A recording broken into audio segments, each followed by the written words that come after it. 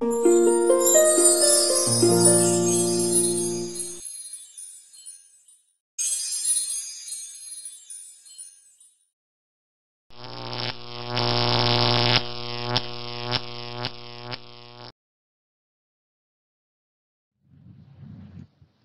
semuanya, di minggu ini kita bakal masuk ke materi kedua kita, yaitu mengenai job posting.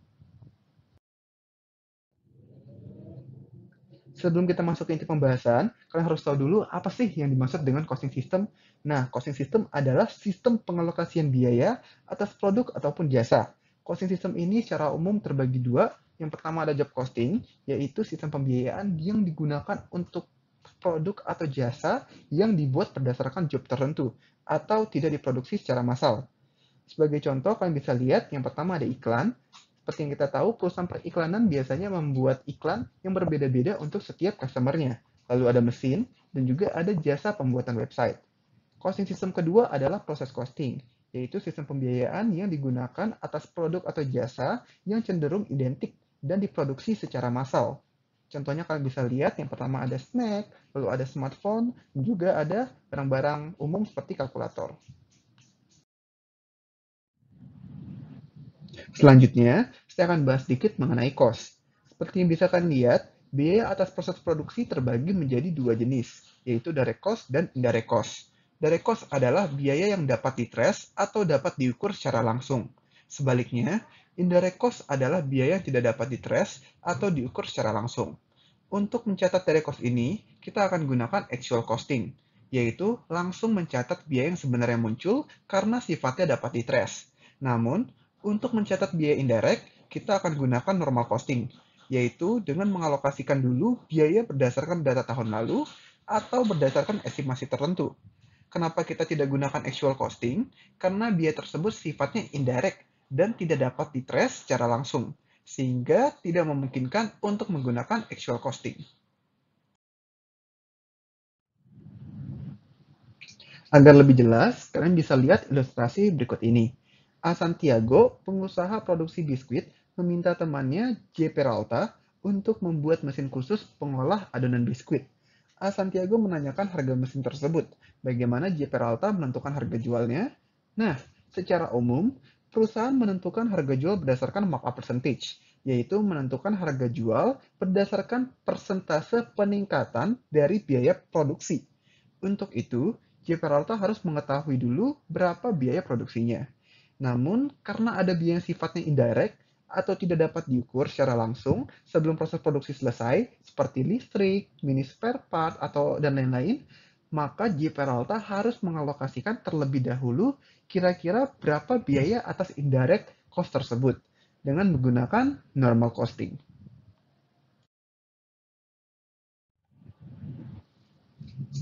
Setelah proses produksi selesai, perusahaan akan memperoleh data terkait biaya yang sebenarnya muncul atas indirect cost tersebut.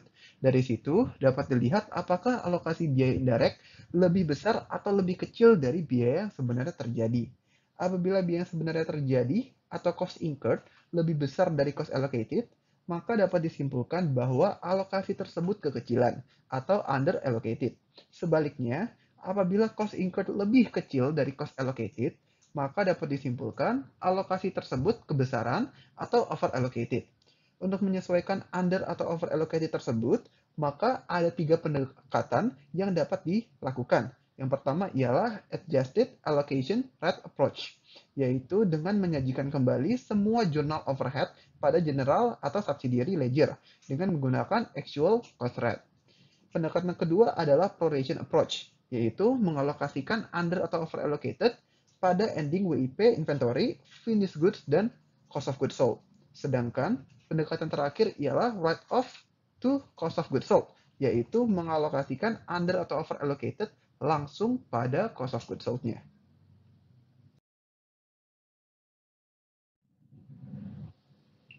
Nah, ini adalah gambaran umum mengenai jurnal-jurnal yang bakal kalian buat selama menerapkan job posting ini. Untuk jurnal pertama itu ada purchase of material, yaitu pembelian material, bahan baku, baik direct ataupun indirect.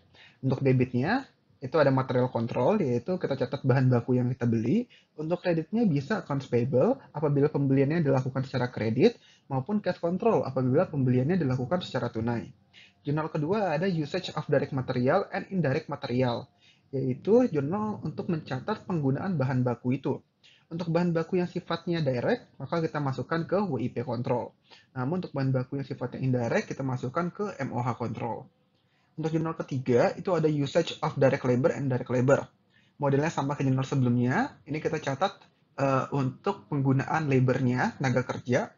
Untuk debitnya, apabila dia sifatnya direct, maka masuk ke WIP, indirect masuk ke MOH control. Sedangkan untuk kreditnya bisa cash apabila pembayarannya dilakukan secara tunai, bisa juga wages payable apabila pembayarannya dilakukan secara kredit. Jurnal keempat ada allocation of manufacturing overhead to jobs. Nah, di sini ada debitnya WIP dan kreditnya MOH allocated. Jurnal ini kita gunakan untuk mengalokasi MOH yang sifatnya indirect tersebut, yang tidak bisa diukur dan ditrace ke dalam WIP.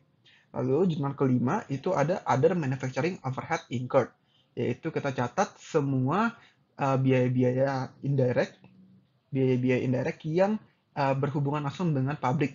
Nah, ini kita catat di debitnya itu MOH control, jadi bukan MOH allocated, tapi MOH control. Kreditnya itu bisa accumulated depreciation, kalau andaikan bebannya adalah depresiasi atas barang-barang yang berhubungan dengan pabrik, lalu bisa juga cash control, accrued expense, various account, dan lain-lain.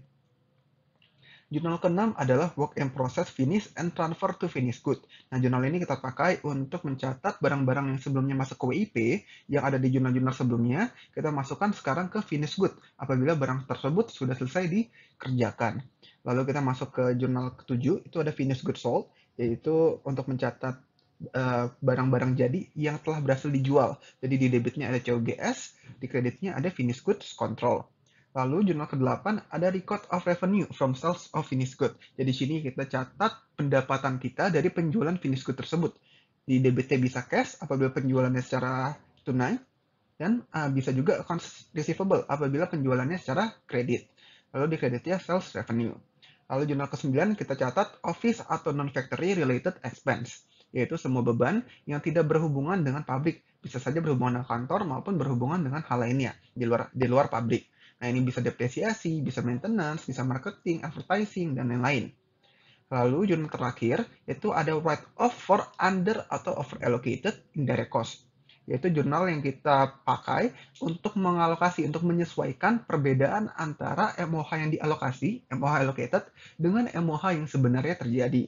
Nah, ini kita pakai pendekatan terakhir, yaitu langsung write-off ke COGS. Seperti itu.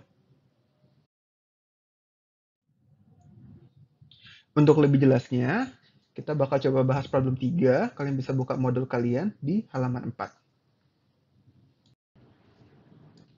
Oke, sekarang kalian bisa lihat di problem 3. Di bagian require-nya kita diminta untuk mempersiapkan jurnal untuk mencatat transaksi atas tahun bersangkutan.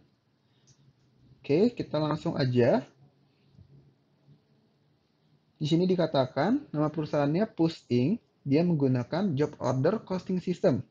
Lalu dikasih juga informasi terkait saldo persediaan awal ya di tanggal 1 April, itu dia punya raw material sebesar $32.000, WIP-nya $20.000, dan finished goods-nya $48.000. Oke, kita langsung ke poin pertama, poin A. Di sini dikatakan raw material yang dibeli secara kredit sebesar $170.000. Nah, kita langsung aja masukin ke jurnal. Karena ini pembelian material, maka kita masukin di debit ada materials control sebesar $170.000. Nah, karena dibeli secara kredit, maka ada accounts payable.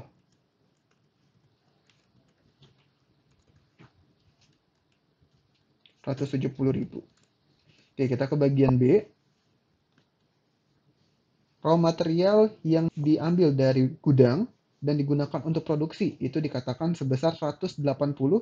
80%-nya sifatnya direct dan 20%-nya sifatnya indirect. Oke, kita langsung masukin. Berarti ini jurnal pencatatan penggunaan material. Untuk yang sifatnya direct, kita masukin ke work in process sebesar 180.000 kita kali dengan 80%. Sedangkan untuk yang sifatnya indirect, kita masukin ke manufacturing overhead.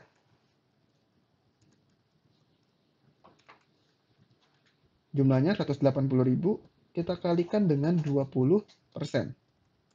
Untuk kreditnya, kita masukin material kontrol, karena ini adalah jurnal penggunaan material.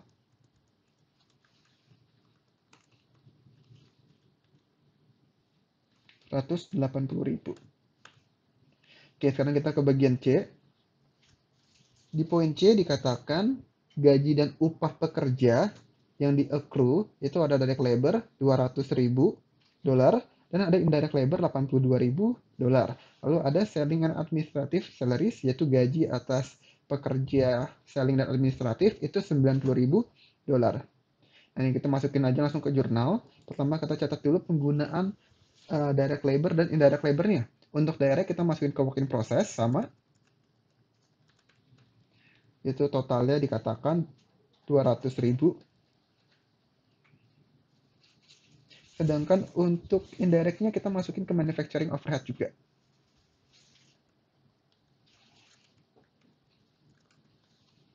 Sebesar 82.000. Nah, kreditnya ini kita masukin ke accrued expense.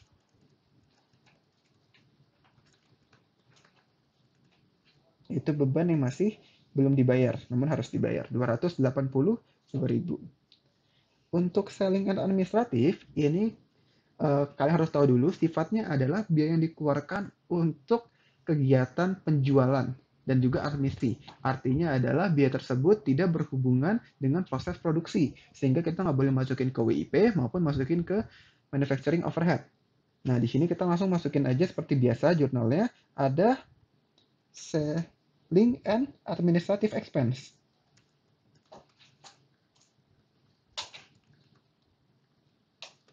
Kreditnya kita masukin ke accrued juga. Jumlahnya kita tinggal salin aja 90.000. Oke, kita ke poin D. Di D dibilang biaya utilitas yang terjadi untuk factory, berarti untuk pabrik sebesar 65.000. Karena ini untuk pabrik, kita masukin aja. Nah, ini dia bukan direct material, dia juga bukan direct labor, berarti kita masukin ke manufacturing overhead.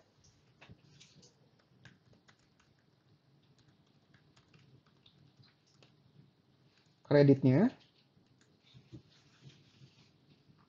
kita masukin ke utilities payable.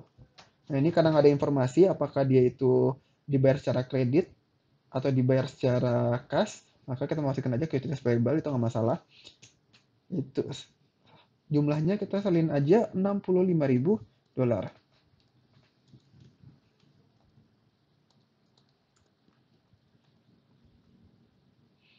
Kita lanjut, sekarang kita ke poin yang E, advertising cost yang terjadi sebesar $100.000. Nah, advertising ini sesuai dengan namanya, yaitu biaya atas iklan, sehingga tidak ada hubungannya dengan pabrik. Kalau tidak ada hubungannya pabrik, jurnalnya itu berarti tidak termasuk ke WIP, tidak juga termasuk ke manufacturing overhead. Nah, masuknya kemana? Maka di sini kita catat aja advertising expense. Jadi kita akui dia sebagai beban biasa.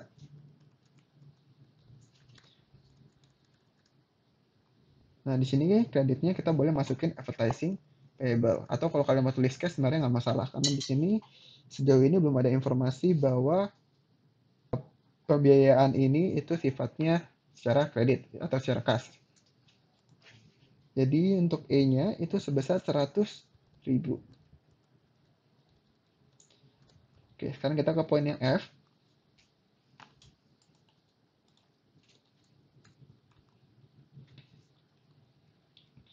Prepaid insurance yang sudah expired katanya. Untuk tahun ini sebesar 20.000, artinya sudah digunakan. 90%-nya itu berhubungan dengan pabrik, sedangkan 10%-nya itu berhubungan dengan proses penjualan dan administrasi dengan aktivitas tersebut. Maka di sini kita bisa artikan langsung 20.000, 90%-nya itu kita masukin ke manufacturing overhead. Kenapa? Karena berhubungan dengan pabrik.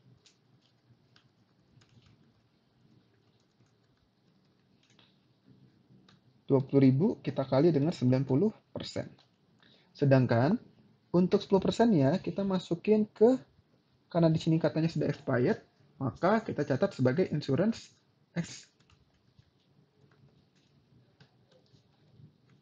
20.000 kita kalikan dengan 10%.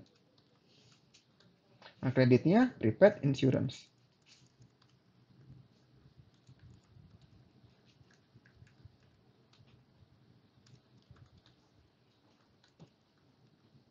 Sekarang kita ke poin yang G.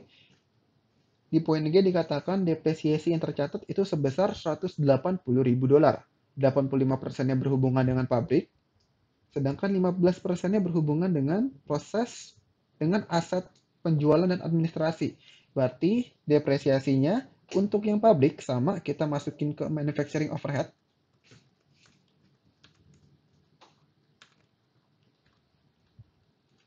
Itu berarti sebesar 180.000 kita kali dengan persentasenya 85%.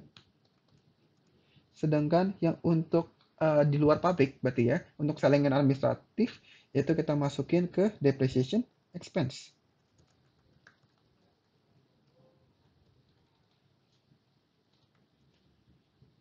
Kita kalikan dengan 15%. Oke, untuk kreditnya sama seperti biasa, accumulated depreciation.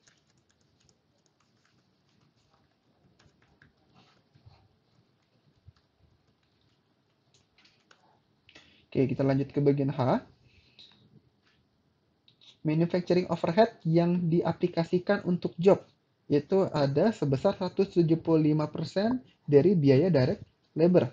Berarti di sini adalah alokasi dari MOH-nya. Seperti yang kita bisa lihat, kita asumsikan di sini bahwa biaya-biaya MOH di sini, utilities, ada juga asuransi, insurance gitu ya, lalu ada depresiasi, itu sebelumnya tidak bisa kita trace, tidak bisa kita ukur. Jadi sebelum itu, untuk menentukan harganya, kita alokasikan terlebih dahulu. Nah, alokasi ini informasinya ada di bagian H. Nah, untuk alokasi ini, biaya ini akan kita masukkan ke WIP. Jadi semua biaya produksi itu akan kita masukkan ke work in process. Jadi DM itu kita masukin ke WIP, direct labor itu kita masukin ke WIP, dan untuk MOH-nya kita masukin yang allocated. Nanti setelah kita dapat semua informasi terkait MOH yang sebenarnya terjadi, baru kita sesuaikan, kita adjust seperti itu. Nah, untuk pencatatannya, untuk alokasinya, kita masukin di sini debitnya work in process pada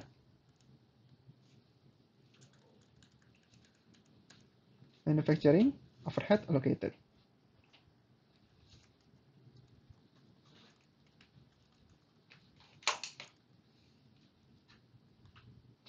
Nah, di sini dikatakan yang diaplikasikan itu 175% dari direct labor. Nah, untuk biaya direct labornya, kita tinggal lihat aja. Tadi ada di informasi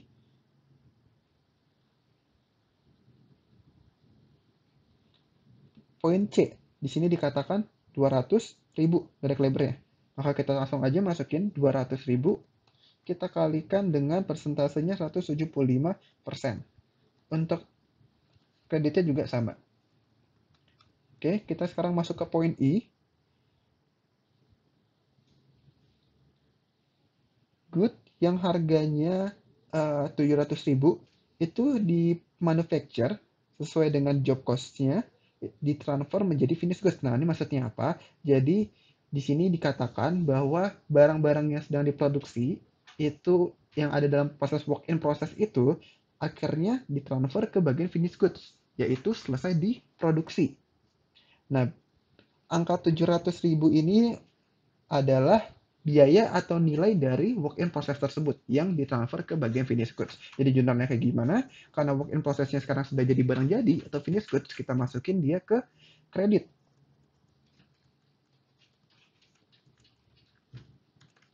Nah, karena dia sudah dikredit, maka kita peroleh barang jadi, yaitu finished goods. Kita masukin ke debit.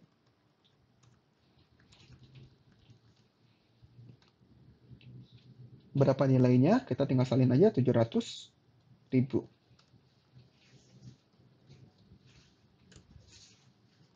Lalu untuk poin J, sales atas tahun tersebut itu nilainya sebesar 1 juta dolar dan dilakukan secara kredit. Lalu biaya untuk memanufaktur barang-barang tersebut sesuai dengan job itu harganya 720.000. Oke, ini berarti informasi terkait penjualan barang jadi. Nah, kita lihat dulu pertama ada pendapatan dari penjualan. Di sini dikatakan penjualannya sebesar 1 juta secara kredit. Jadi kita masukin debitnya accounts receivable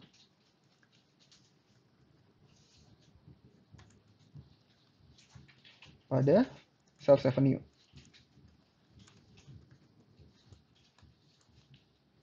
sebesar 1 juta.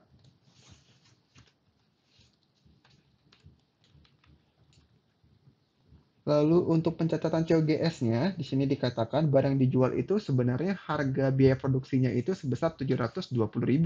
Berarti kita masukin finish good yang sebelumnya ada di debit, kita kreditin.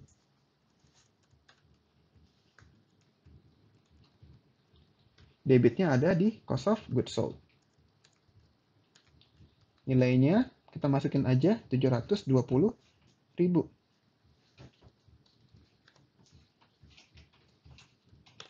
Oke, sampai sini informasinya sudah selesai. Cuman ada satu jurnal lagi. Nah, ini juga mungkin kalian sering lupa. Kalian harus ingat, jadi ini informasinya seringkali nggak ditulis di soal, tapi kalian harus tahu setelah kita dapat informasi terkait manufacturing overhead yang teralokasikan dengan manufacturing overhead yang sebenarnya terjadi, kita harus sesuaikan, kita harus adjust. Nah, untuk adjustnya kita harus lihat dulu sekarang. MOH allocatednya yang sebelumnya ada di kredit 350.000, sekarang kita pindahin dia ke debit.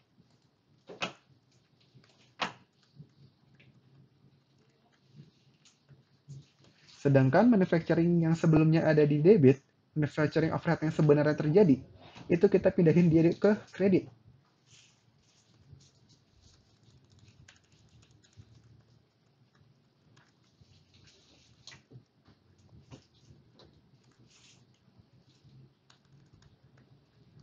Nah, untuk nilai allocatednya kita tinggal salin aja. Kita tadi alokasikan sebesar 350.000. Sedangkan untuk yang kontrolnya, ini kalian tinggal jumlahkan aja semua MOH kontrol yang ada. Yang pertama ada di poin B, 36.000. Lalu ada juga di poin C. Lalu kita lihat lagi, ada juga di poin D, 65.000. Lalu ada di poin F juga. Dan di poin G.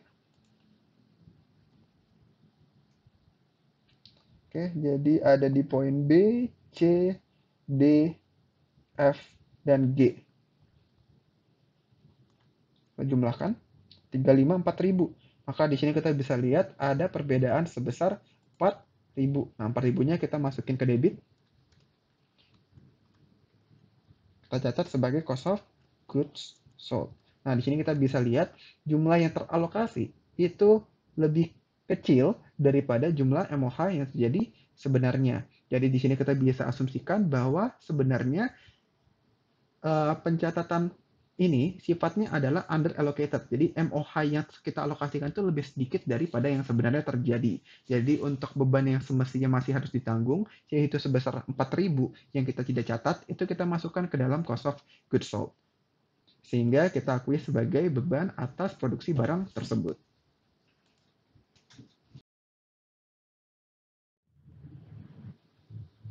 Cukup sampai sini dari saya. Kalau kalian masih bingung, kalian boleh tanyakan ke asisten dosen kalian masing-masing sesuai dengan kuliah terjadwal kalian. Nah, sekian dari saya. Kalau ada salah kata, saya mohon maaf. Terima kasih.